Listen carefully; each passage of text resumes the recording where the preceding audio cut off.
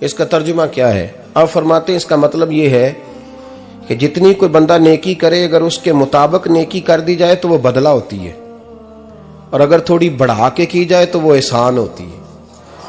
फरमाया रब करीम फरमाते हैं इस तरह करो, जरा सोच लो बचपन से लेकर आखिर तक, जहां तक तुम मौजूद हो, तुम्हारे माँ बाप ने तुम्हारे साथ क्या किया है। अगर उससे बढ़ा के करोगे तो इसका मतलब है तुमने एहसान किया है। माँ बाप जो होते हैं ना, ठंडी छांव, मीठी जिंदगी। माँ अनपढ़ भी हो ना तो कम से कम यूनिवर्सिटी होती है, और बाप अगर बिल्कुल अंगूठा छाप भी हो ना, किसी कॉलेज में, मदरसे में, इदारे में ना पढ़ा हो, तो बेटे के हक में जिन चीजों की जरूरत होती है वो सारी अल्लाह बाप को अता करके भेजता है। माँ बाप को ना कुछ इल्म लदुन्नी अल्लाह देता है कि बच्चों के लिए कैसे आगे बढ़ना है। माँ बाप एक हुस्न है मुआशरे का। रब तबारक व तआला की देखे ना, अल्लाह अकबर, दुनिया में किसी की मोहब्बत जांचनी हो ना तो मोहब्बत की तमसील दी जाती है। तिलकल अमसालु नदरिबुहा लिन्नास, अल्लाह लोगों के समझने के लिए मिसालें बयान फरमाता है। अल्लाह तबारक व तआला ने जब अपना आप समझाना चाहा ना, तवज्जो है मेरी बात पर, जब मालिक ने अपना आप समझाना चाहा तो मेरे रब ने माँ बाप की मिसाल बयान फरमाई। रब्बिरहमहुमा कमा रब्बयानी सगीरा, या अल्लाह उन दोनों पे रहम फरमा। और ये लफ्ज रब यहां दो माने में आया है, उलमा बैठे। रब का माना होता है तदरीजन पालना का, या अल्लाह उन दोनों पे रहम फरमा जिन्होंने मुझे रब बन के पाला। यानी मतलब क्या, यहां रबूबियत का माना पालने के माने में, तदरीजन पालना। मेरे नबी पाक सल्लल्लाहु अलैहि वसल्लम ने फरमाया अल्लाह तुमसे 70 माओं से ज्यादा मोहब्बत फरमाता है।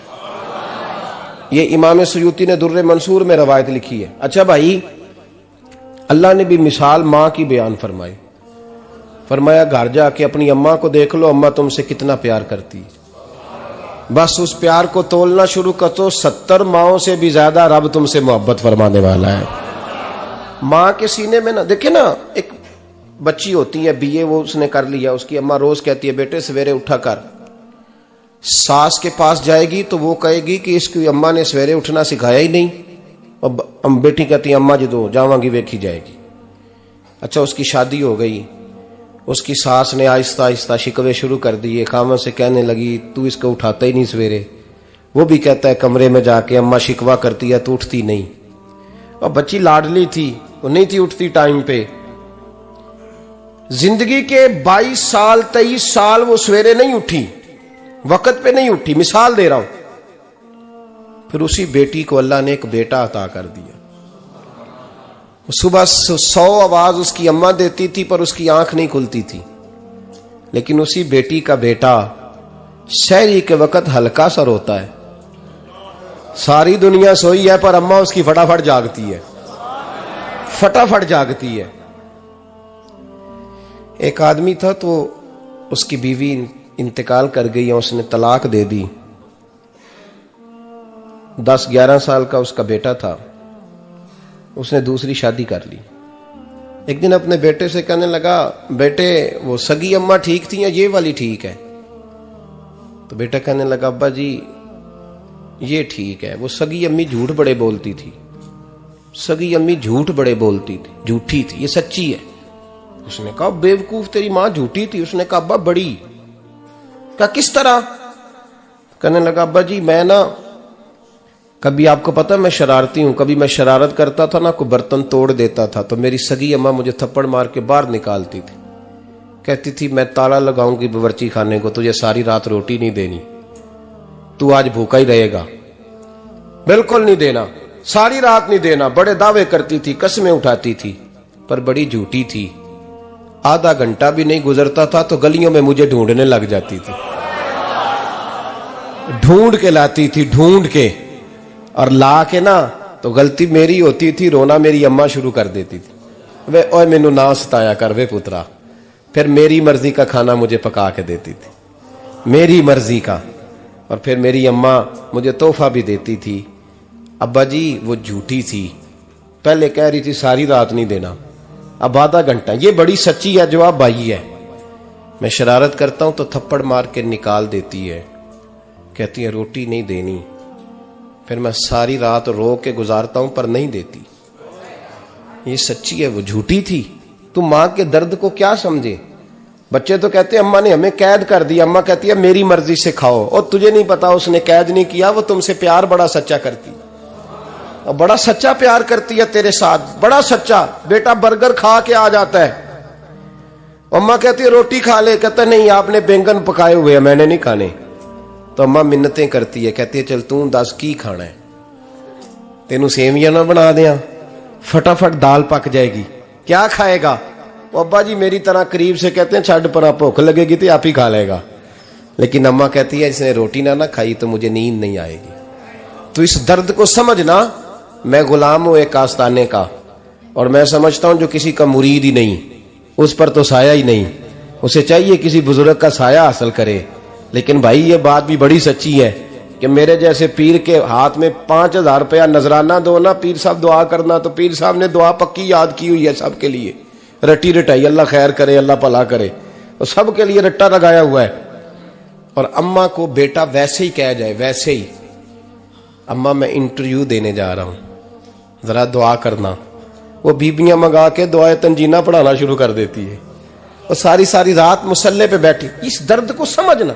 और भाई बड़ा वेल ड्रेस बेटा होता है, वेल ड्रेस नौजवान,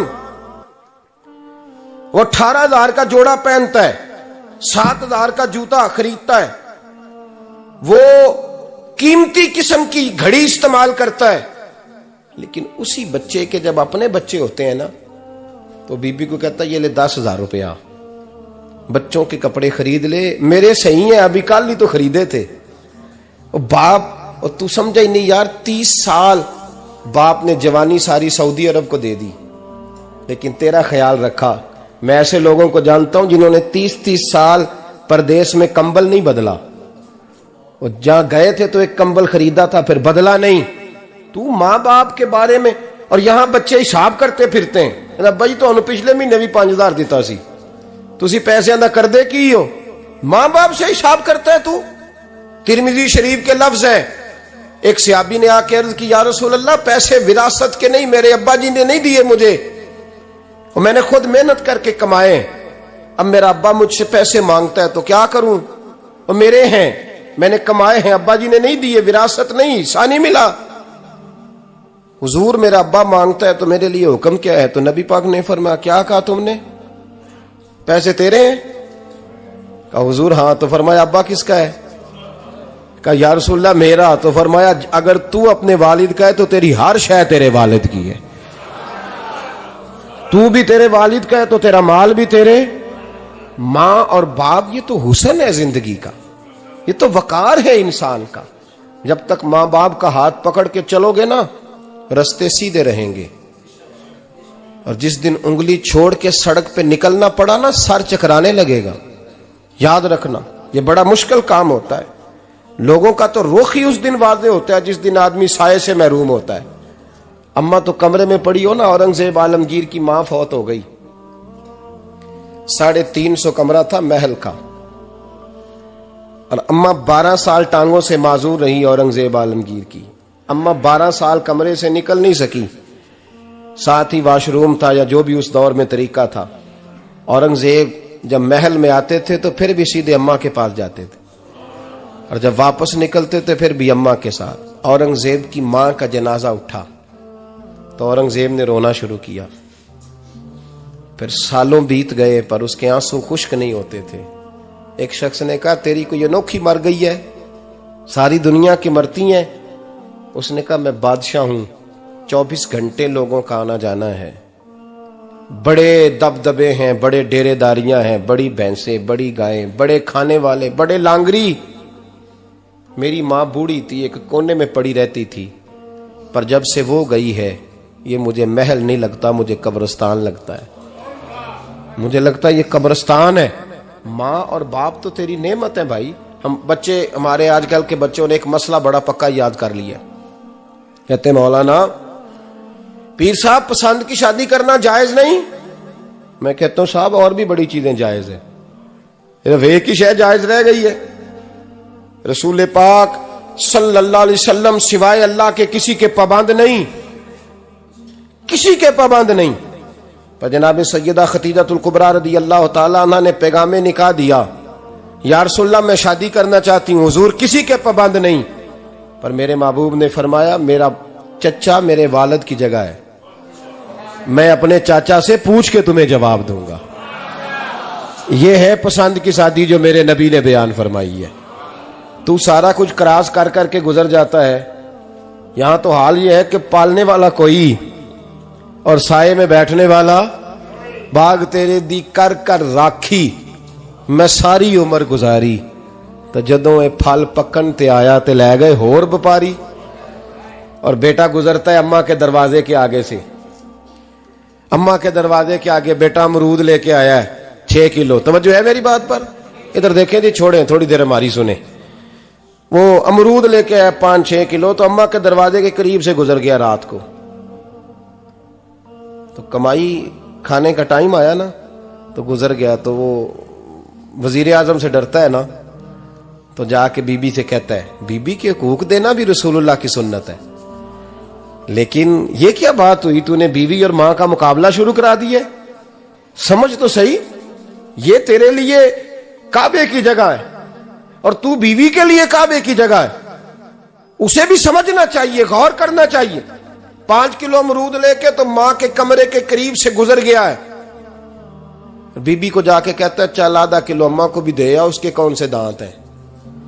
तो प्लेट में डाल के वो लाई है। तू समझा ही नहीं, तूने गौर ही नहीं किया। बंदा तो वो ठीक नहीं था, नेपोलियन। पर किसी ने उससे पूछा था बता जिंदगी में पैसे लेने का मजा कब आया? उसने कहा कि मुझे मजा तब आता था कि मैं अपनी सारी कमाई ला के अपनी अम्मा के हाथ पे रखता था, और फिर जब मैं अपनी माँ से थोड़ा थोड़ा खर्चा लेता था ना, थोड़ा थोड़ा, तवज्जो है मेरी बात पे? अम्मा जी 10 रुपए दे आज, कहते जब मैं थोड़ा थोड़ा खर्चा लेता था ना, तो मुझे यूं लगता था जैसे मैं बादशाह वक्त के सामने खड़ा हूं और वो खजाने का मुंह खोल खोल के मुझे देता जा रहा है। तो इस जायके को समझ तो सही भाई, तो इसको समझ तो सही भाई। याद रखें और गौर करें, मां और बाप। और फिर ये भी सुन लें, नबी पाक सल्लल्लाहु ताला अलैहि वसल्लम ने मां बाप के लिए फरमाया हुमा जन्नतुका व नारुक, यही तेरी जन्नत है और यही तेरे लिए जहन्नम है। अगर ये राजी हो गए तो तेरे लिए जन्नत है, नाराज हो गए तो चाहे तू 100 पीर के मजार पे हाजिरी दे आ, लेकिन जब तक अब्बा राजी नहीं उतनी देर तक अल्लाह राजी। ये हदीस पाक है, हुजूर ने फरमाया जिसके वालिद राजी उसका अल्लाह राजी, और जिसका बाप नाराज उसका अल्लाह। हाँ बेशक, अब ये हदीस है ना, तो सारे वली एक तरफ बैठ जाएं, कहें या अल्लाह बख्श दे मुरीद को, लेकिन अगर अब्बा कहे या अल्लाह ना माफ करना, तो अल्लाह उन औलिया की नहीं मानता, वालिद की मानता है। इसलिए बुल्ले शाह आसमानी उड्डियां पढ़ना है, जेड़ा घर बैठा उन्होंने पढ़िया ही नहीं। भाई याद रखो, माँ बाप से प्यार करो, इनकी खिदमत करो, इनके पास बैठा करो, और माँ बाप को टाइम दें, वक़्त दें, चंद घड़ियां उनके पास बैठें। आप यकीन करें, अब्बा जी से आप मशवरा कर ले, सिर्फ मशवरा, मर्जी बेशक अपनी करें, लेकिन उस मशवरे में आपको इतना साया मिलेगा कि जिंदगी में कभी नाकामी नहीं होगी। पर असी सज्जन दी मननी, अब्बे दी नहीं मननी। तो फटे पे जो नलायक हमारी तरह का बैठा है उससे मशवरा लेना है, वालिद से नहीं लेना। बाप के पास बैठे, उससे मशवरा लें। मेरे अब्बा जी किसान थे, मैंने अपनी जिंदगी में ढेरों चीजें अपने बाप से सीखी हैं, दर्जनों चीजें सीखी हैं। मेरे वालिद बड़े खुददार थे, मिजाज में अजीब सी खुददारी थी। कोई बंदा कभी हाल पूछ लेता था ना कि हालात किस तरह के हैं, तो फरमाते थे भाई अगर बताना हुआ तो अपने अल्लाह को बताऊंगा। अल्हम्दुलिल्लाह बड़ा फजल है, मैंने उनके हाथों पे हमेशा छाले देखे, हमेशा छाले, लेकिन उनका हाथ कभी किसी दुनियादार के सामने फैलता हुआ नहीं देखा। लोग मुझे कहते हैं आप किस पीर साहब के साहबजादे हैं, तो मैं कहता हूं मैं उस पीर का साहबजादा हूं जिसने मेहनत करके हलाल की कमाई खाई सारी जिंदगी। ये लोग पीर नहीं होते, ये मुर्शिद नहीं होते, और मैंने दर्जनों चीजें सीखी उनसे। तो सीखने तो बैठ, तुझे हजारों चीजें मिलेंगी। भाई अपनी जिंदगी में माँ बाप की तरफ देखो, सबसे जरूरी काम है इन्हें वक़्त दो। अम्मा के ओ भाई बड़ा मुश्किल है दुनियादारों से तारीफ कराना, तो अम्मा दे कोल ते एवं 2 मिनट राती बईए ना आखी अम्मा पैर कटे ना रजाई चो तेरे घुट छड़ा, तो अम्मा कहती जा मेरा पुत्र थकिया आया तू सो जाके, मैं कदों काम लगी सा, मैं कदों हल वान डई सा, जा सो जा जाके। बस ये कार्रवाई है। तूने 2 मिनट के लिए कह दिया, सवेरे पूरे मोहल्ले में तेरी अम्मा कहेगी अल्लाह मेरे पुत्र वर्गा पुत्र सारिਆਂ ਨੂੰ दे। राती आउंदा है तो मैनू घुट के सौंदा है, अल्लाह घुटिया कोई नहीं सुना भी कार्रवाई पाई सू, लेकिन वो सबको बताती है। तो भाई इतनी कीमती चीज और तू छोड़ के मैं कभी जलसे से देर से आता था ना, अब तो जाता नहीं ज्यादा जगहों पे, कोशिश करता हूं कि चलो माहौल के मुताबिक, थोड़ा खुश्क आदमी हूं तो हर जगह सेट नहीं हो पाता, इसलिए कम जाता हूं। तो कभी रात को आते थे ना देर से, मेरी अम्मा जी शुगर की मरीज थी, तो मैं छोटे भाई को फोन करता था कि अम्मा जी सो गए, कहते सो गए। मैं कहता था कि तू ना इस तरह कर, नीचे आ जा, 2 बज गए, वो शुगर की मरीज है, आंख खुल जाए ना तो दोबारा लगती नहीं बुजुर्गों की, तो तू दरवाजा खोल दे, अंदर दस्तक दी तो दिक्कत होगी। तो मैं जूते उतार के अंदर दाखिल होता था, तो पहला कदम रखता था तो मेरी अम्मा बोल पड़ती थी पुत्र आ गए, आ गए। ओ भाई तू इस दर्द को समझना, कोई तुझे मिलेगा, कोई मिलेगा तुझे ऐसा। अब मैं दूर दराज भी चला जाता हूं, उनकी जिंदगी में नहीं जा पाया, कहते हमने नहीं जाना, घर में रहना है, इस कैफ को समझ ले, इस दौलत के करीब हो जा। हजरत अबू हुरैरा रदी अल्लाह ताला अन्हु फरमाते हैं मेरी अम्मा बूढ़ी थी, मैं उनकी खिदमत करता था। बाप की खिदमत और माँ की खिदमत सबके हिस्से में नहीं आती, ये रब जिसे महबूब रखता है उसे ये मौके अता करता है। खुश नसीब है जिसे बूढ़ा बाप मिले और वो नौकरी करे, खुश किस्मत है जिसको बीमार माँ मिले और वो नौकरी करे। हजरत अबू हुरैरा फरमाते मेरी अम्मा बूढ़ी थी, तो उनका मैदा कमजोर हो गया था, तो मैं उठा के पखाना पेशाब करता था तो कई दफा मेरे ऊपर कर देती थी। ये हजरत इब्न जौजी अलैहिर्रहमा ने इसको लिखा है। फरमाते हैं मेरे दिल में ख्याल आता था कि मैं बड़ा खिदमत गुजार हूं अपनी माँ का। एक दिन मैं हजरत उमर के पास बैठा था उनके दौरे खिलाफत में, तो एक शख्स आ गया। उस शख्स ने आकर के कहा कि हजरत उमर से हुजूर एक मसला पूछना है। फरमाया पूछो। वो कहने लगा हुजूर मेरी अम्मा बूढ़ी हो गई है, बीमार रहती है, मरीजा है, मुझे आवाज देती है बेटे पेशाब आया है, आवाज देती है, तो मैं अम्मा को उठाता हूं। अभी मैं बैतुल खिला तक, वॉशरूम तक जाता नहीं कि मेरी अम्मा मेरे ऊपर पेशाब कर देती है। हजरत उमर से कहने लगा हुजूर बचपन में मैं अम्मा पे पेशाब करता था, अब अम्मा मेरे ऊपर कर देती है, तो हक अदा हो गया ना। हजरत अबू हुरैरा कहते हैं जब उसने सवाल पूछा तो मेरे भी कान खड़े हो गए। मैंने कहा ये तो मेरे वाला मसला पूछ रहा है, मेरे वाला मसला पूछ रहा है। मेरे पास एक दोस्त जुमा पढ़ने आते हैं बड़ी दूर से, मुझे कहने लगे हजरत साहब जदों भी मैं आउना ना तुसी मेरी ही गल छेड़ देंदे हो, वो जो बात होती है ना बिल्कुल मेरी होती है। मैंने कहा नहीं यार, जो मैं कर रहा होता हूं वो मेरी भी होती है, वो सारे मुआशरे की होती है।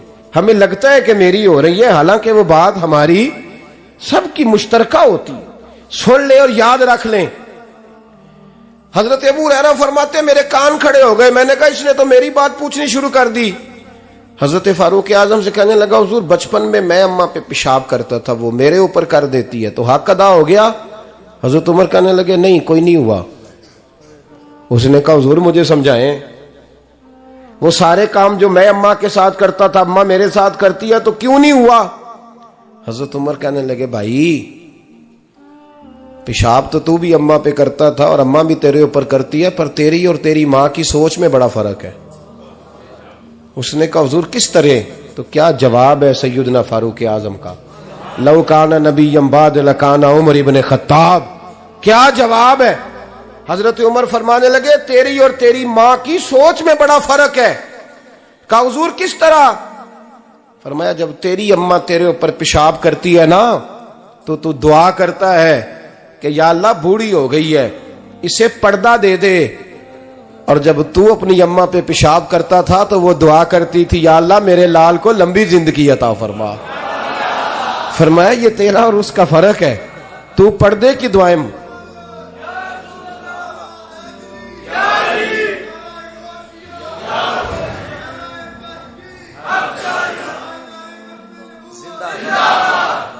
सुने अजीजों, कहा जब तेरी और तेरी मां की सोच में, और नबी पाक सल्लल्लाहु अलैहि वसल्लम ने फरमाया है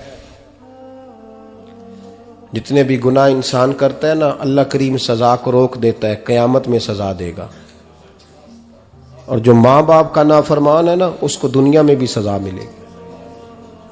जो माँ बाप का नाफरमान है उसे दुनिया में भी, आप यकीन करें, बच्चे थोड़ा सा पड़ जाते हैं बेचारे, तो माँ बाप से कहते हैं अब्बा जी तुसी पुराने दौर दे हो, तो की पता होवे, और तुझे पता ही नहीं भाई, तुझे खबर ही नहीं, ये पुराने दौर के नहीं, तू बेवकूफों के दौर का है, तू समझ ये को तालीम है। अकबर अलाहाबादी ने कहा था हम ऐसी लाखों किताबें काबिले जब्ती समझते हैं, जब्त करने को दिल करता है, हम ऐसी लाखों किताबें काबिले जब्ती समझते हैं जिनको पढ़ के बेटे बाप को खबती समझते हैं। बात है करने वाली, मां और बाप इतना बड़ा दर्जा है। और भाई सुन लो और इस बात को याद रखना, दुनिया में सियाबी होने से बड़ी विलायत कोई नहीं। सारे वली गौस कुतुब अब्दाल मिलके भी सियाबी के कदमों की खाक तक को नहीं पहुंच सकते, लेकिन हजरत अवैसे करनी सियाबी नहीं बन सके सिर्फ अपनी अम्मा की वजह से, पीछे रहे। महबूब ने फरमाया तू वहां रह के मां की नौकरी कर, तेरा नबी तुझसे राजी है। इतना बड़ा काम उन्होंने छोड़ दिया, हुजूर की जाहिरी जियारत नहीं कर पाए, और तू कहता है मैं फलाने पीर साहब के आस्थाने पे होता हूं, अम्मा बड़े भाई के पास होती है, मैं जाता हूं तंजीमों के साथ, जमातों के साथ, और अम्मा फलाने के साथ। ये कैसी बात हुई? ये किस तरह का मसला हुआ? जो तेरी ड्यूटी है उस ड्यूटी को पहले अदा कर, नौकरी को पहले कर, फराइज का अदायगी पहले कर। तू फर्ज छोड़ के नफल के पीछे जा रहा है, इस काम को पहले सर अंजाम दे। मेरे नबी पाक सल्लल्लाहु अलैहि वसल्लम ने फरमाया वालिदैन के नाफरमान को दुनिया में सजा मिलती। हजरत मालिक बिन दिनार रहमतुल्लाह ताला अलैह फरमाते मुझे अल्लाह ने 60 हज करने की तौफीक अता फरमाई। कितने? बोल के बताएं। जिस बंदे के पास इतने पैसे हों कि हज पे जा सके, आ सके, और जितने दिन रहना है घर वालों को खर्चा दे सके, उस पर हज करना फर्ज है। पता है आपको, उस पर हज करना। इसलिए बयान कर रहा हूं कि हज की दरखास्तें जा रही हैं। हम पता क्या कहते हैं? हम कहते हैं बच्चे बड़े होंगे, शादी करूंगा फिर जाऊंगा। ये किसने फतवा दिया है? ये किससे आपने पूछा है? वो जब बड़े होंगे उनकी शादी की चीज उस वक्त आप पे फर्ज होगी। अभी जो फर्ज है उसको अदा करें। और ये तिरमिजी शरीफ की हदीस है, याद रख लें। नबी पाक सल्लल्लाहु अलैहि वसल्लम ने फरमाया जिस पर हज फर्ज था उसने किया नहीं, बगैर हज किए मर गया, या यहूदी होके मरेगा या ईसाई होके मरेगा। इतना बड़ा हुक्म है हज के हवाले से, लेकिन लोग इंतजार करते रहते हैं पता नहीं किस चीज का। जब आपको अल्लाह मौका दे, हिम्मत दे, तो पहली फुर्सत में ये फरीजा अदा करें, ये जरूरी काम है। हजरत मालिक बिन दिनार फरमाते मैंने 60 हज किए। एक हज के मौके पर मैंने बड़ा रश देखा, लाखों का इज्तिमा हुआ। मेरी बातों की समझ तो आ रही है ना आप दोस्तों? जो नहीं बोल रहे उन्हें भी आ रही है ना? अल्लाह जज़ा दे। कहते लाखों का मजमा था, तो मेरे दिल में ख्याल आया, मैंने कहा अल्लाह इतने लोग आए हैं, इनका हज कबूल भी हुआ है कि नहीं? फरमाते मैं सोच रहा था तो रात को ना ख्वाब में मैंने किसी कहने वाले को कहते हुए सुना कि सब का कबूल हो गया है।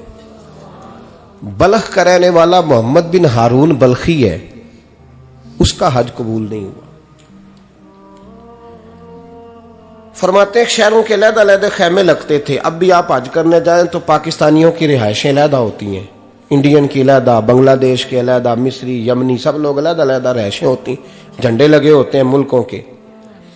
कहते मैंने सवेरे उठ के ढूंढना शुरू कर दिया, ढूंढता हूं वो बंदा मिले।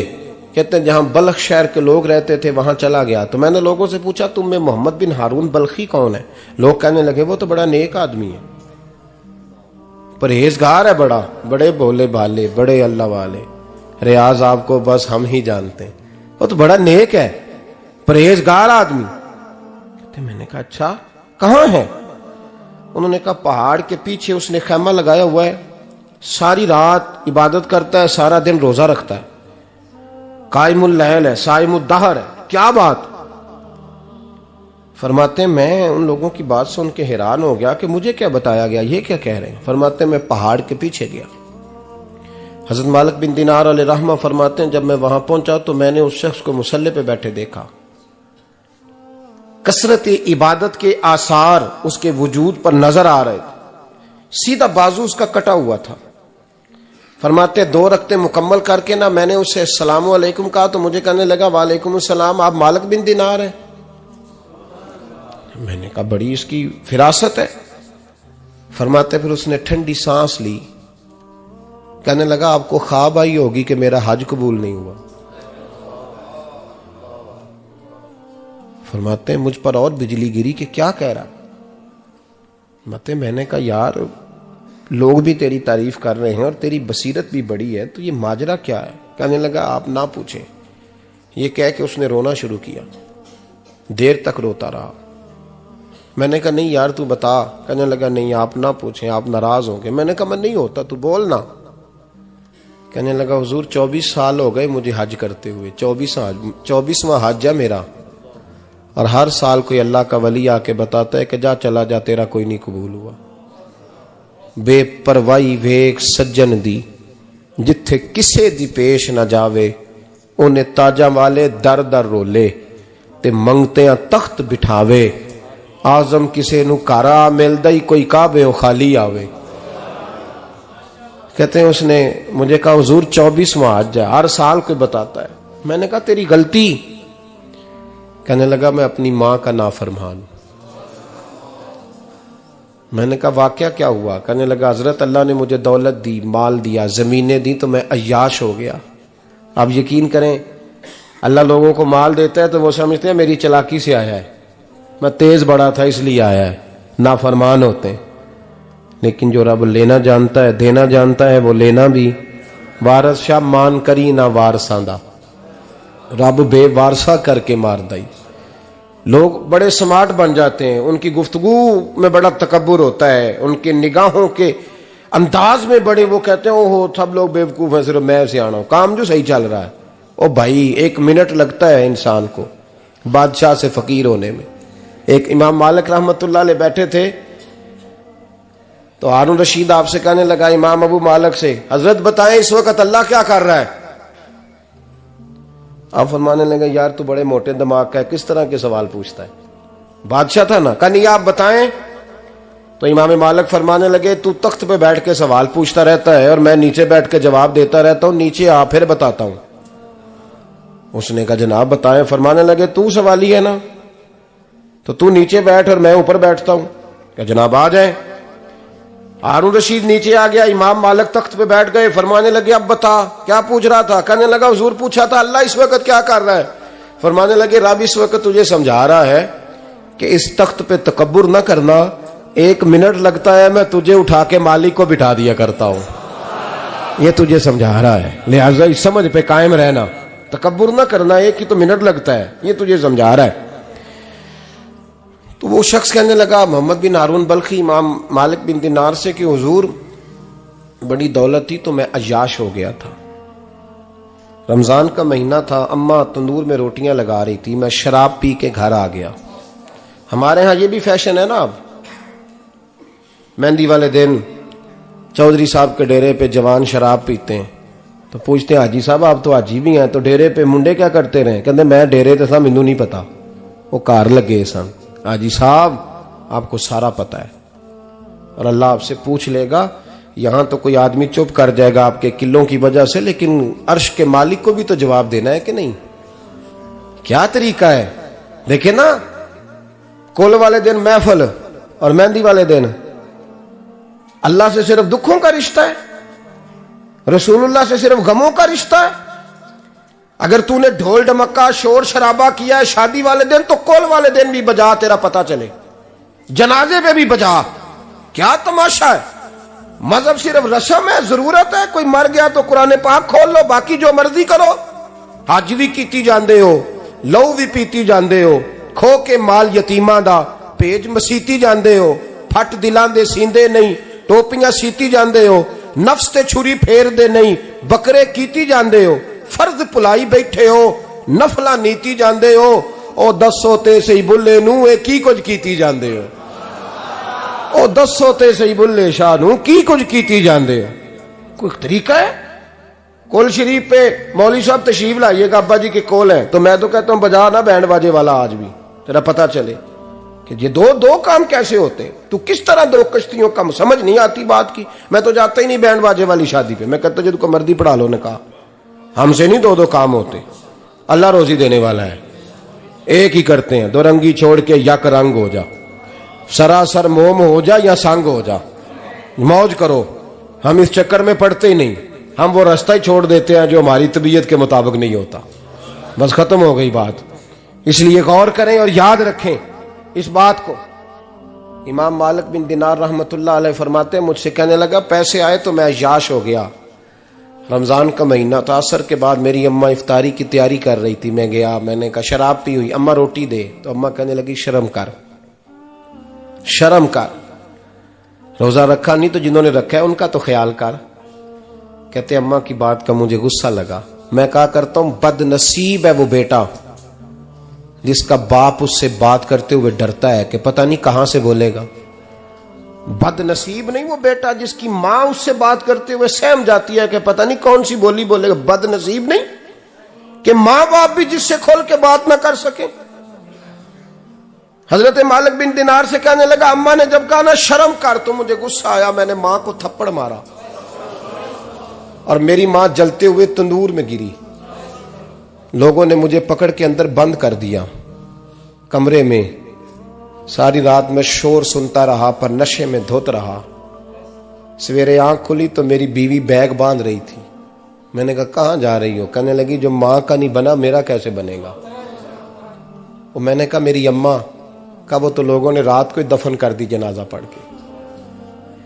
तड़प के कहने लगा मुझे क्यों नहीं बताया?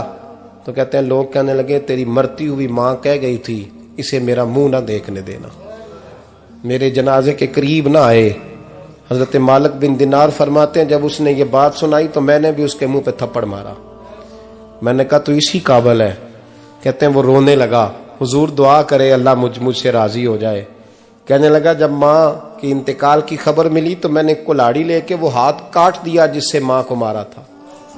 मैंने सारी जायदादें खिरात कर दी। 24 साल हो गए, 24 साल। सारी रात नमाज पढ़ता हूं, रोजा रखता हूं, हज करता हूं, पर हर साल कोई आके कहता है जा दौड़ जा तेरा कोई नहीं कबूल हुआ। हुजूर दुआ करे मालिक राजी हो जाए।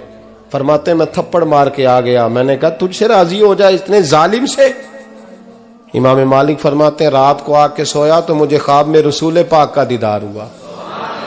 तो नबी पाक अलैहिस्सलाम ने फरमाया मालिक तू उसे मायूस क्यों कर आया है? अल्लाह तो बड़ा मेहरबान है। कहा हुजूर मां के नाफरमान को माफी कैसे मिलेगी? तो इमाम मालिक फरमाने लगे नबी करीम ने फरमाया जा उसे जाके बता दे तुझे कयामत में तेरी मां की वजह से बख्श दिया जाएगा। कहा हुजूर अम्मा की वजह से किस तरह? तो महबूब फरमाने लगे इसकी मां कयामत में इसके खिलाफ मुकदमा दायर करेगी रब करीम की अदालत में। ए अल्लाह मैंने 9 माह पेट में रखा, दर्द सह के इसे जना, जिगर का खून पिला के पाला और इसी ने मुझे कत्ल किया। रब करीम इसकी मां का मुकदमा सुन के कहेगा उठाओ इसको दोजख में फेंको, इसने मां जलाई थी इसे भी जलाओ। महबूब फरमाने लगे जब पकड़ करके मालिक उसको मोहम्मद बिन हारून को लोग ले जाएंगे ना जहन्नम की तरफ, अभी फरिश्ते घसीटेंगे ही तो पलट के फिर अम्मा की तरफ देखेगा और दूसरी दफा फिर घसीटेंगे तो पलट के देखेगा और तीसरी दफा फिर पलट के कहेगा अम्मा ये मुझे जलाने लगे, अम्मा ये जहन्नम में फेंकने लगे। मेरे हबीब फरमाने लगे वो जल के मरने वाली मां वहां भी बोल पड़ेगी, कहेगी या अल्लाह चल मैंने माफ किया तू भी माफ कर दे। ऐ अल्लाह मैंने माफ किया तू भी माफ कर दे, अल्लाह तू माफ कर दे इसे, अल्लाह तू इससे दरगुजर फरमा, इसे माफ कर दे। मेरे महबूब पाक अलैहिस्सलाम फरमाते रब करीम कहेगा इसने तुझे जलाया, तो कहेगी अल्लाह ये तो बेटा था इसने जला दिया, मैं मां हूं, मेरे सामने जले तो मैं कैसे बर्दाश्त कर सकती हूं। फरमाया उसने जला के मारा था, पर उसी मां की वजह से रब करीम इसे जन्नत अता फरमाएगा। पलटा जा जाके मां के पैरों में बैठ जा, सवेरे अनपढ़ बाप से दुआ कराया कर, जा बिल्कुल अंगूठा छाप बाप से सुबह दुआ कराया कर, देख रब करीम तेरे लिए रहमतों के दरवाजे खोल देगा। और आखिरी बात ये भी सुन ले, मां बाप के इंतकाल के बाद रिश्ते खत्म नहीं होते। रिश्ते खत्म, क्या दुआ मांगते हो नमाज में? रब्बना इग़फिरली। इसका मतलब है मां बाप तो है ना, वो जो औलाद बचपन में चली जाएगी ना, नाबालगी में, छोटे बच्चे, वो कयामत में मां बाप की सिफारिश करेंगे। मां बाप के इंतकाल के बाद भी आला हज़रत फाज़िल बरेलवी ने 12 हुकूक लिखे हैं मां बाप के फतावा रज़विया में। फरमाया उनके दोस्तों से दोस्ती रख, उन्होंने जो वादे किए थे वो वादे पूरे कर, अगर उनके जिम्मे कर्जे हैं तो अदा कर, और अगर तेरे माँ बाप जो नेकियां करते थे वो नेकियां जारी रख। और इमाम जलालुद्दीन सयूती ने शरह सुदूर में लिखा है, जमीन पे रह के गलत काम ना करना, वरना फरिश्ते कब्र में जाके तेरे माँ बाप को कहेंगे तो कितनी बुरी औलाद पैदा करके आया। और फरमाया तो दुनिया में रह के अच्छे काम कर, चाहे दुआ मांग चाहे ना मांग, फरिश्ते कब्र में जाके कहेंगे क्या बात है तुम्हारे बेटे की, कैसा लाल पैदा किया है, दुनिया खैर से भर दी है। और भाई मुझसे कोई बंदा पूछे ना कि माँ बाप को इसाले सवाब का सबसे बेहतरीन तरीका, तो मैं कहता हूं बेटे नमाजी हो जाओ। क्या कर, ताकि हर नमाज की आखिरी रकत में तू कहे रब्बना इग़फिरली। नमाज अल्लाह की, जिक्र माँ बाप का अल्लाह ने रख दिया है, रब्बना इग़फिरली हर नमाज की हर आखिरी रकत में खत्म शरीफ पढ़ा जाएगा। और नमाज के अंदर पढ़ेंगे इंशाअल्लाह ताला, पढ़ेंगे नमाज इंशाअल्लाह, वादा नहीं करा रहा। दाढ़ी किसकी सुन्नत है? नहीं, जिन्हें नहीं रखी हो बोलो, जिन्हें रखी हो तो बोलन डया ने। किसकी सुन्नत है? तो सरकार के गुलामों ने रखनी है, किसी और ने रखनी है? गुलाम कहते हैं अभी हम नेक ही नहीं, नेक होंगे तो रखेंगे। वो खुदा के बंदो, नेक तो सारी जिंदगी बंदा नहीं होता। कभी किसी ने दावा किया है वली गौस कुतुब ने कि अब मैं बिल्कुल गुनाह नहीं करता, मैं पाक साफ हो गया हूं? किया है कभी? ये शैतान का वसवसा है। दाढ़ी हुजूर की सुन्नत है, और रखो तो नबी पाक की मर्जी के रखो, पूरी मुट्ठी रखो, अपनी मर्जी की ना रखो। जितनी मुझे अच्छी लगती है उतनी मैंने रख ली। एक मुट्ठी दाढ़ी रखें, सारी दुनिया की ट्रेनें गुजरती हैं तो गुजर जाएं, नमाज का वक्त नहीं गुजरना चाहिए। बस खत्म हो गई बात। दुनिया तो चंद रोज है, ओ पईयां देश दियां कबरां जिन्हां ते फुल पे, उधरों कोई नहीं जी आमदा ते इधरों लखां गए। नमाज सबसे पहले, इसलिए कि रब रसूल के बगैर हमारा गुजारा ही नहीं, गुजारा ही नहीं। नमाज, कुरान पाक और दुरूद व सलाम, ये कज़ा होना ही नहीं चाहिए, जो मर्जी हो जाए। और साथ साथ सुन्नत और शरीयत का लिहाज करना सीखें। और मेरी अपील ये है, हर इमारत पे गुलाफ नहीं चढ़ता, सिर्फ खाना काबा पे चढ़ता है। हर किताब का गुलाफ नहीं होता, सिर्फ कुरान पाक का होता है। हर बीबी का पर्दा नहीं होता, सिर्फ मुसलमान औरत का होता है। जो चीजें पर्दों में होती हैं ना, वो मुकद्दस होती हैं। और भाई टाफी से भी रैपर उतार दो तो मक्खियां बैठने लगती हैं। तो जो बीबी पे पर्दा होगी उस पर बुरी नजरें नहीं जमेंगी। ड्यूटी है आपकी, बेटियों को पर्दा कराएं, बहनों को पर्दा कराएं, माँ बाप माओं को गुजारिश करें। पर्दा हुस्न है मुसलमान का। जिस घर में पर्दा रहता है उस घर में अल्लाह के फरिश्ते रहमत नाज़िल फरमाते हैं। ये कोई फैशन, कोई तरीका, कोई मतलब ही नहीं इन चीज़ों का। बापर्दा करें अपने घरों को। दुआ करता हूँ अल्लाह तबारक व तआला मेरी इस हाज़िरी को कबूल फरमाए। अल्लाह आप सबका आना कबूल फरमाए। और जो कुछ मैंने कहा अल्लाह तबारक व तआला हमारे दिलों में, हमारी रूहों में इस जज्बे को जागुज़ी फरमाए। आखिर दावाना अल्लाह सलामत रखे। अब काफी नहीं हो गया काम? मैं तकरीर भी इतनी करता हूँ 35-40 मिनट की, यहां तो कुछ ज्यादा हो गई है मेरा ख्याल है। तो थोड़ी बात करने की कोशिश किया करता हूँ। चलो मेरी राय ये है कि खुराक थोड़ी हो तो हजम जल्दी हो जाती है। अरसलान साहब से मैंने कहा मेरा खाना ना पकाना। मेरा मौक़िफ़ ये है कि महफ़िलें सस्ती करनी चाहिए ताकि ज्यादा होनी शुरू हो जाए। महंगी बड़ी है, इसलिए मैं दस ना माड़ा बंदा ते हाथ ही नहीं ना पाता। तो मैं कहा करता हूं कि कम से कम खर्चा हो। हमारे करोड़ों रुपया सालाना लगता है महफिलों पर, अगर अरबों कह दूं तो फिर भी बात गलत, लेकिन उसका रिजल्ट हमें उस तरह का नहीं मिलता जिस तरह का मिलना चाहिए। देखें ना, आपने अजमत वालदैन पे प्रोग्राम किया, मेरी राय यह है कि हुकूक ज़ौजैन पे भी होना चाहिए, और शादी से पहले हर बच्चे को मियाँ बीवी के हुकूक का पता होना चाहिए। बाद में 3 तलाकें दे के आ जाते हैं, कहते हैं मैंने पता ही नहीं सी। तो अगर पहले पता कर लेंगे तो ये तमाशा नहीं लगेगा, लेकिन ये काम होता नहीं। बहन भाइयों के हुकूक पर बात होनी चाहिए, ये बड़े जरूरी काम है। और ये भी सारा मेरे नबी पाक का मिलाद ही है, इसलिए कि ये बातें मुस्तफ़ा ने सिखाई हैं हमें सल्लल्लाहु। एक बात कही हजरत ने, मैं अर्ज कर देता हूं। मुहद्दिस इब्न जौज़ी रहमतुल्लाह अलैह एक बुजुर्ग के बारे में फरमाते हैं, वो कहते हैं कि बाज लोगों ने तो उनका अपना नाम लिखा है और बाज जगह पे एक और बुजुर्ग का जिक्र है, और बयान रवायत हज़रत मुहद्दिस इब्न जौज़ी फरमाते हैं। वो कहते हैं कि मैं घर में कोई काम कराना था, काम होते हैं ना छोटे मोटे घर में, तो फरमाते हैं मैं मजदूर लेने गया बगदाद में। चौकों पे मजदूर सारी उम्र का मजदूर ही है ना बेचारा। अमीर तो अमीरतर होता जा रहा है और गरीब गरीबतर हो रहा है। हमारे तो पीर भी लोगों को कह रहे हैं फकीर हो जाओ, खुद अमीर होते जाते, खुद रोज बरोज अमीर हो रहे हैं। दुनिया को कह रहे हैं फकीर हो जाओ, तुम भी तो थोड़ा फकर इख्तियार करो ना भाई, जो दर्ज दे रहे हो। इल्ला माशाअल्लाह, सबकी बात नहीं करता। फरमाते हैं कि मैं ना मजदूर लेने गया, बगदाद के चौक में मजदूर बैठे होते थे, तो मेरी उन मजदूरों में से ना एक नौजवान बच्चे पे नजर पड़ी। बड़ा कमजोर सा वजूद था, लेकिन चेहरे पर इबादत का निशान था। माथा बताता था कि नमाज का बड़ा ख्याल रखता है। मैं उसके करीब गया, चेहरे भी बड़ा कुछ बताते हैं ना, चेहरों में भी बड़ी रानाई होती है। फरमाते हैं मैं करीब गया, मैंने उसको कहा बेटे मजदूरी करोगे? तो कहने लगा मजदूरों में बैठा हूं तो हुजूर मजदूरी के लिए ही तो बैठा हूं। तो मैंने कहा कि चलो फिर। कहने लगा नहीं मेरी कुछ शर्तें। मैंने कहा बताओ? कहने लगा पहली शर्त यह है कि लोग 4 दिनार दिहाड़ी लेते हैं, मैं 3 दिनार लूंगा। मैंने कहा यार बे तो बड़ी बेहतरीन है, बाकी भी इस तरह की रख ले। उसने कहा हुजूर दूसरी शर्त यह है कि मैं आपकी मुकम्मल बात मानूंगा, लेकिन जब अजान हो जाएगी फिर आपकी नहीं सुनूंगा। तीसरी बात उसने ये की कि हुजूर मैं आपके घर में काम करूंगा पर आपके किसी सवाल का जवाब नहीं दूंगा। कहते हैं मैंने कहा यार तू बड़ा अजीब है, शर्तें तो मालिकों की होती हैं। कहने लगा जी बहरहाल मैं शर्तें लगा के जाता हूं। फरमाते हैं मैं उसे घर ले आया, काम मैंने उसको बताया, तो जो काम मजदूर सारे दिन में करता है ना उसने 2 घंटे में कर दिया।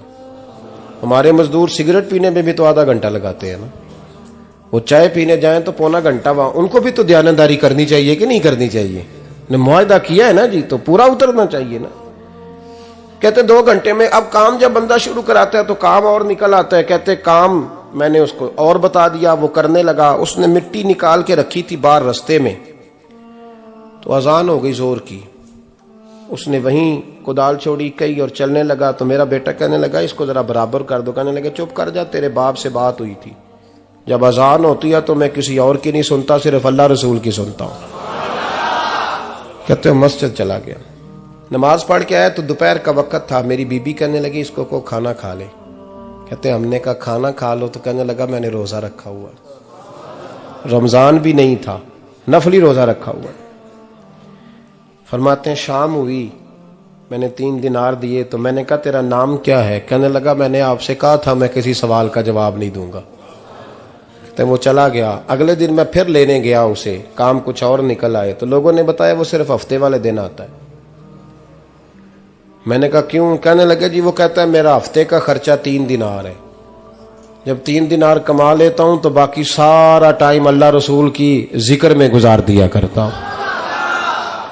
फरमाते हैं जी अगले हफ्ते मैं फिर लेने गया, मैंने पूरा हफ्ता इंतजार किया कि काम उसी से कराना है। मैं जब गया तो मैंने कहा चलो। कहने लगा मेरी शर्तें याद है ना? और मैंने कहा याद है भाई, साथ चल। फरमाते हैं काम कराया, 2-3 हफ्ते वो आता रहा। 1 हफ्ते में गया तो लोगों ने कहा हुजूर आज नहीं आया। क्यों? कहने लगे बीमार हो गए। कहाँ घर है? कहने लगे बगदाद के कब्रिस्तान के पीछे जो कच्ची आबादी है उसमें रहता है। फरमाते मैं गया, दरवाजे पे दस्तक दी तो कहने लगा हुजूर आप हैं? दरवाजा खुला है, आ जाइए। फरमाते मैं अंदर गया तो मैंने कहा तुम्हें कैसे पता चला मैं आया हूं? कहने लगा हुजूर अल्लाह वाले हो, आप नहीं आना था, वरना अमीर तो गरीबों का पता लेने कोई नहीं आते। कहते मैं करीब गया तो कहने लगा मैं आपका इंतजार कर रहा था, तेज बुखार है, तप रहा। जेब से कुछ पैसे निकाले, कहने लगा ये पैसे रख लें। एक अंगूठी निकाली, कहने लगा हुजूर आज रात को मेरा इंतकाल हो जाएगा, इन पैसों का कफन खरीद के सुबह जनाजा पढ़ के मुझे दफन कर देना, और जब दफन करो तो ये अंगूठी लेके असर के बाद हारून रशीद के पास जाना। आप उसे कहना मैंने मिलना है, पर वो आपको टाइम नहीं देगा।